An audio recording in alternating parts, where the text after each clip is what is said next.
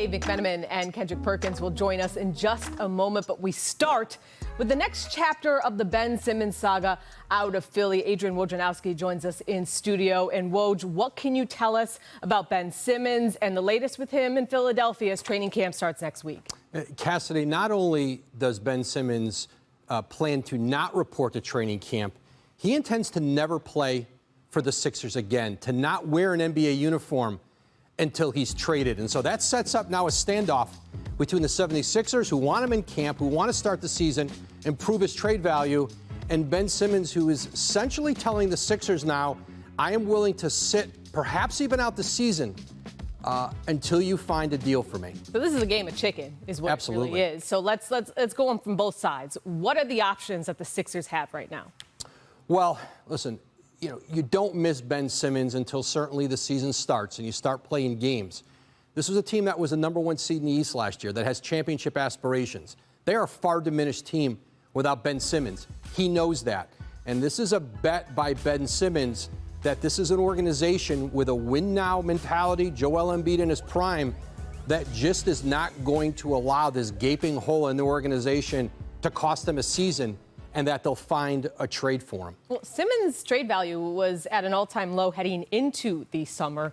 And when we think about him holding out at training camp, what are the repercussions that Ben is facing if he doesn't show and is not traded? Not getting paid. And that's what makes this so unique, Cass. 4 years, $147 million left on his contract. For a player who's owed that kind of money to not show for training camp. And so it'll start with fines, missing media day. Missing the first practice, second practice. October 1st, he has a significant portion of his salary. And if he's not playing, if he hasn't reported, the Sixers don't have to pay him and almost assuredly won't. And so the Sixers are betting that this is a player ultimately who is not going to be willing to cost himself this much money. And again, they wanted to see if they could get that trade value up this season. Ben Simmons wanted the trade at the end of last season. Philadelphia talked about a James Harden deal back at the deadline, but when they couldn't get James Harden, they didn't see anything else really out there this summer that was available to them that made sense for a player at 25 years old of Ben Simmons' magnitude. Other than Doc Rivers and the rest of the team having to answer countless questions, what leverage does Ben Simmons have in this situation? If you're Ben Simmons, you're hoping that the Sixers get off to a bad start, and that there's a clamor to just get a deal done. And you're also looking at other teams in the league who maybe don't start out as well as they hoped, and then they become under pressure to find a deal to improve themselves. And maybe it's teams who've made offers, who improve their offers, or more teams get involved. And there have been a lot of conversations about not just two-way deals, but three-way deals, four-way deals to get all the assets moving.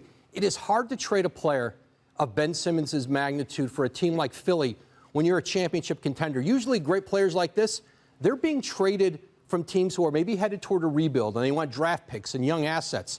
Philly wants an all-star level player back and then some assets.